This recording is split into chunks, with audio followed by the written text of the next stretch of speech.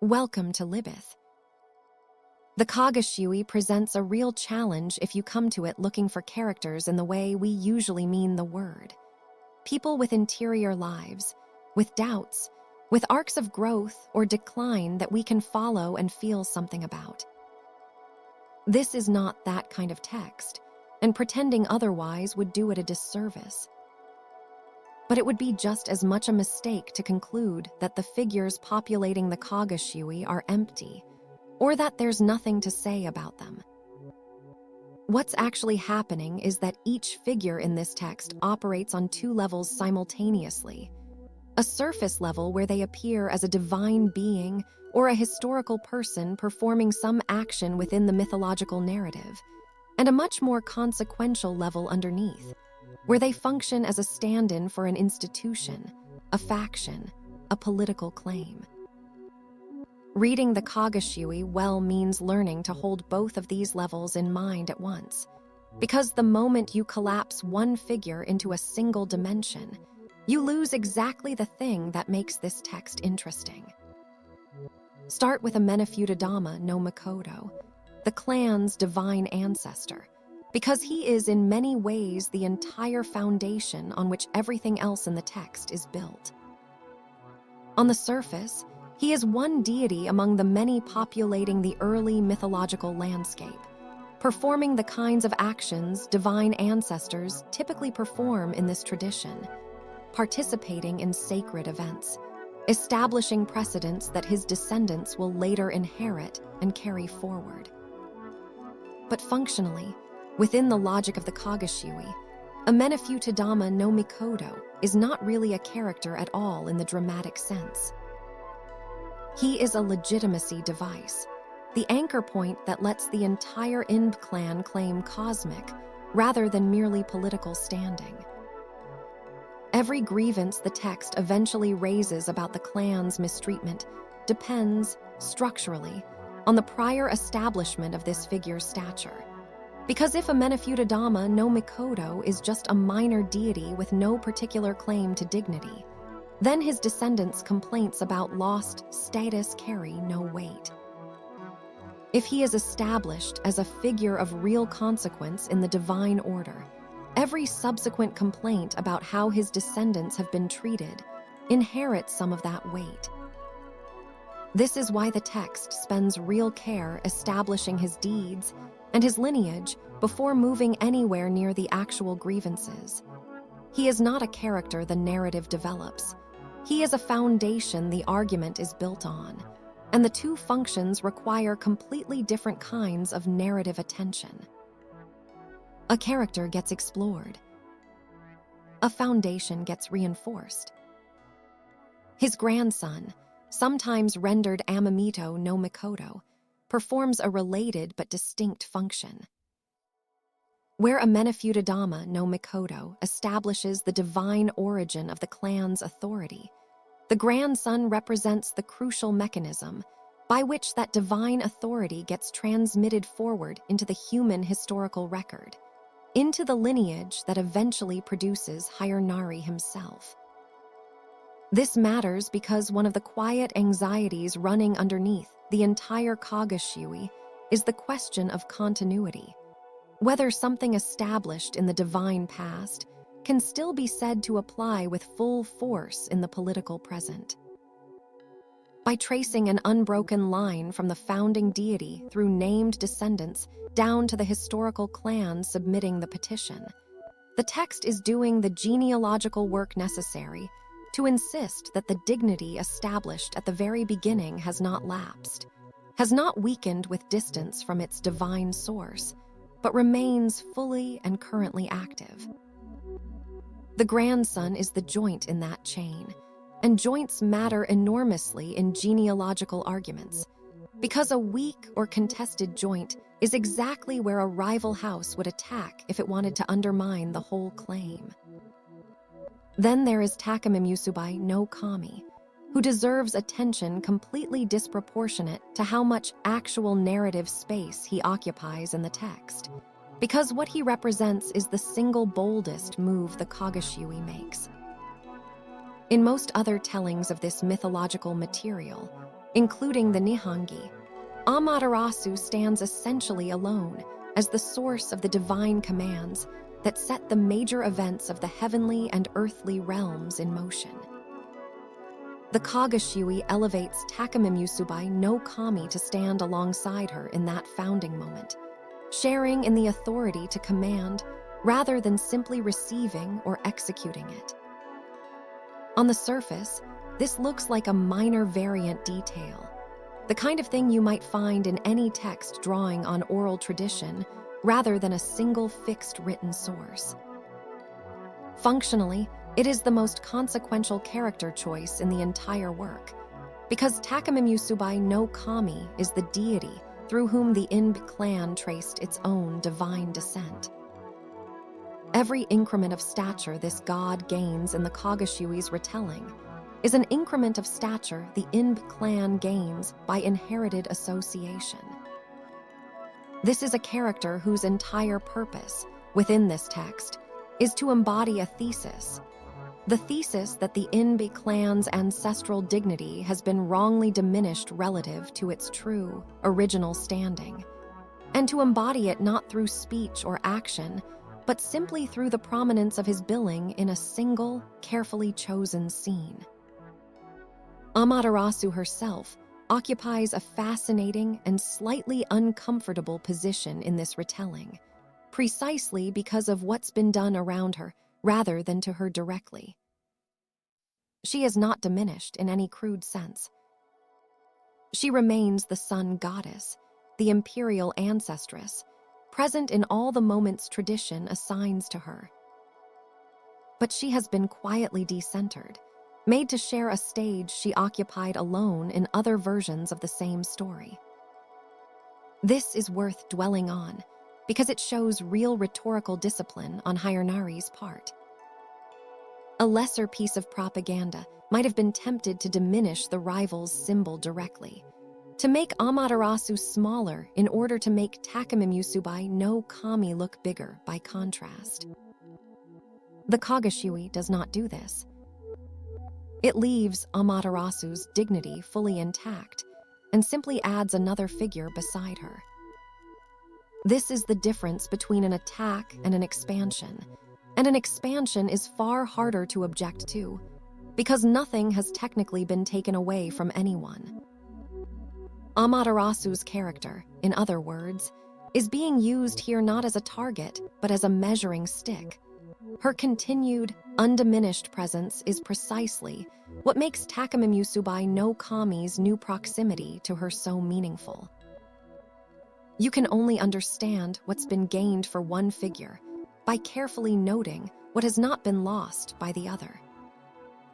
Stepping outside the strictly mythological figures, Inb no Hironari himself functions as something unusual in this text, not a character within the myth, but the protagonist of the frame surrounding it.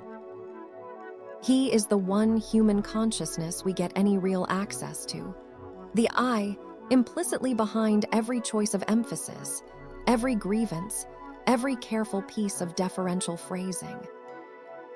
And the role he occupies, if you had to name an archetype for him, is something like the wronged petitioner, not a rebel, not a villain's antagonist in any dramatic sense, but a loyal servant of a system who believes that system has drifted from its own proper standards, and who positions himself as the one trying to correct that drift rather than overturn it. This is a crucial distinction for understanding how he writes. A rebel wants to tear down the structure. A wronged petitioner wants the structure restored to a state it has supposedly fallen away from. Every choice Hironari makes, from the deferential tone of the text to its insistence on precedent and ancient tradition rather than innovation, reinforces this self-presentation. He is not asking for something new. He is asking for something old to be given back. That framing is doing enormous work because it lets him advance what is, in substance, a fairly aggressive claim about his clan's cosmic and political standing while presenting himself, at every turn, as the humble custodian of a tradition under threat, rather than an ambitious actor trying to expand his own influence. It's worth dwelling further on Hironari's specific choice to write himself, however indirectly, into the role of wronged petitioner rather than any of the other postures available to him, because the range of options here was genuinely wide, and the choice he made was not the obvious or automatic one. He could have written as an aggrieved accuser, naming the Nakatomi's rise as an injustice requiring direct correction and demanding redress in plain terms. He could have written as a detached chronicler, presenting the material as simple historical record with no personal stake visible at all, letting the implications sit unstated and trusting the emperor to draw the appropriate conclusions without any guiding hand. He chose neither extreme, and the middle path he found is worth examining closely, because it required real control over tone to execute well.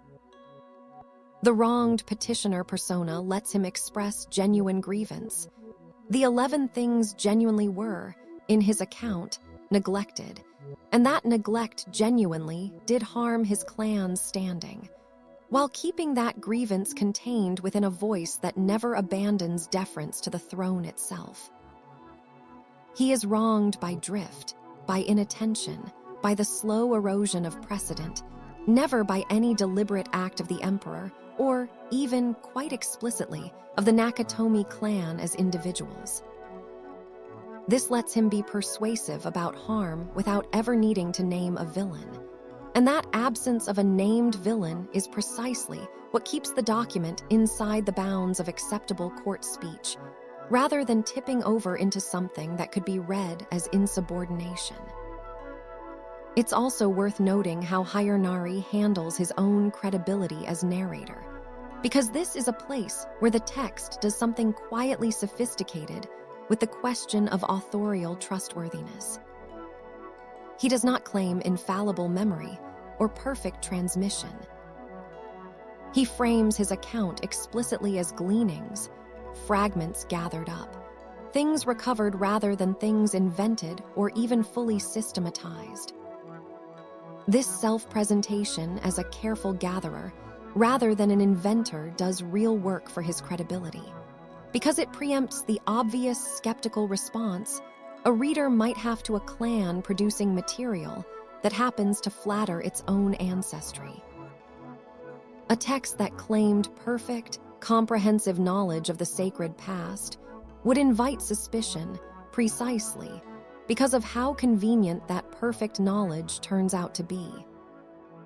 A text that claims only to have gathered scattered fragments, doing its best to preserve what oral memory still retained, invites a gentler kind of scrutiny, because the humility of the claim matches the humility expected of a faithful servant rather than an ambitious rival.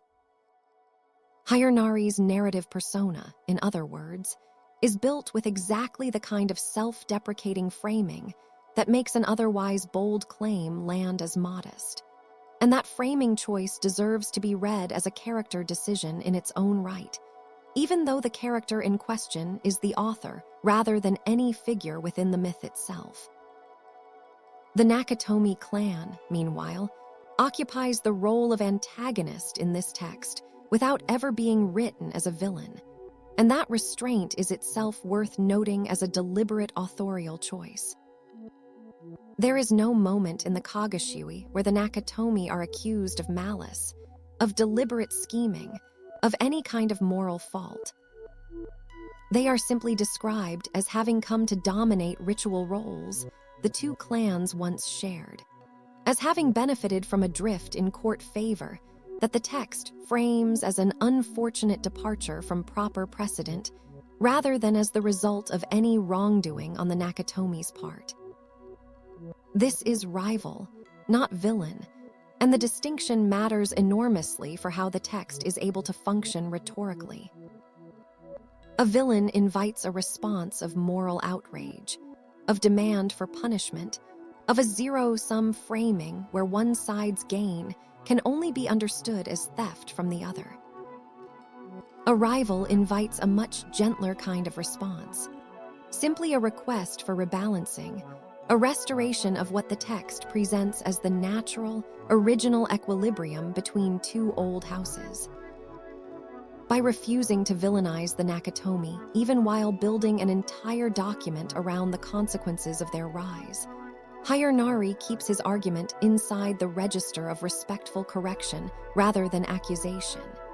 And that register is precisely what makes the document something an emperor could receive without it reading as an attack on the political order the emperor himself depends on. It's worth asking, too, why this restraint toward the Nakatomi extends even to the way the text handles the broader Fujiwara ascendancy that gave the Nakatomi their decisive advantage in the first place. Hironari never names the Fujiwara as the true source of his clan's troubles, never traces the chain of causation back to the regency politics actually driving the shift in fortunes between the two ritual houses. This omission is not an oversight. Naming the Fujiwara directly would have dragged the document into the single most dangerous arena in all of Heian politics, the contest for control of the regency itself, and no petitioner seeking restoration of ritual precedent could afford to be read as taking a position in that much larger and far more perilous struggle. By keeping the entire argument contained within the world of ritual and precedent, and refusing to follow the causal chain back to its true political root, Hironari protects his petition from being swept into a fight he could not possibly win and had no business entering. The silence around the Fujiwara is, in its own way, as carefully constructed as anything stated directly in the text. A boundary drawn precisely where the argument needed to stop in order to remain safe to make it all. It's worth lingering a moment longer on what this doubled symbolism does to the experience of a single scene within the text. The moment of divine command itself, the scene where Takamimusubi no Kami appears beside Amaterasu. Read at the surface level, this is simply two deities jointly issuing instruction at the founding of the world, the kind of moment any mythological tradition contains in some form, a council of the divine setting events into motion. Read at the level beneath, the same scene becomes something closer to a constitutional document, a settling of precedents between two houses rendered permanent by being written into the structure of the cosmos itself. What makes this doubling so effective dramatically, even within a text largely uninterested in conventional drama, is that the scene does not need to announce its second meaning. A reader unfamiliar with the Nakatomi rivalry could read straight through this moment and experience nothing but a minor variant in a familiar myth. A reader who understands the stakes experiences the same sentence as a quiet, momentous claim. This is characterized cipher in its purest form. The text rewards attentiveness without ever requiring it, which is itself a kind of craft, since most propaganda announces itself loudly enough to be obvious to anyone, while the Kogo Shūi's most consequential move can pass entirely unnoticed by a reader not already equipped to see it. This also clarifies something about how to think about the absence of dialogue, of interior monologue, of any of the dramatic techniques we'd normally use to bring a mythological figure to life on the page. The Kogo Shūi's gods do not need interior lives, because their function is not to be believed in as individuals, but to be recognized as positions. Amenofutodama, no Mikoto, does not need a personality because his job is to anchor a genealogy, not to move an audience emotionally. Takamimusubi no Kami does not need motivation because his job is to occupy a position in a single scene, not to develop across a narrative arc. Once you accept that these figures are functioning as positions rather than personalities, the apparent thinness of their characterization stops registering as a weakness in the writing and starts registering as evidence of exactly how the text wants to be read, not as a story about gods doing things, but as a diagram of claims, rendered in the only vocabulary capable of making those claims feel weighty enough to bring before an emperor.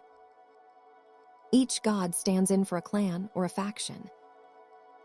Each historical or genealogical figure stands in for a political claim about continuity and legitimate inheritance. Even the relationships between figures, who stands beside whom in a founding scene, who is named first, who shares billing with whom, are doing the work that, in a conventional narrative, would be done by plot. Establishing stakes, establishing alliances, establishing who has standing and who does not. This is mythology functioning less like storytelling and more like a coat of arms, where every element of the composition has been chosen for what it signals about status and lineage, rather than for its dramatic interest in isolation. Once you read the characters of the Kogo Shūi this way, the apparent flatness of the figures stops looking like a limitation of the text and starts looking like exactly the right tool for the job it was built to do. You were never meant to feel for these figures the way you might feel for a character in a novel. You were meant to recognize, in each of them, the precise shape of a political claim being advanced in the only language powerful enough, in this period and at this court, to make a claim like that worth taking seriously. That's all for today on Libyth. One new book every week. At least we try.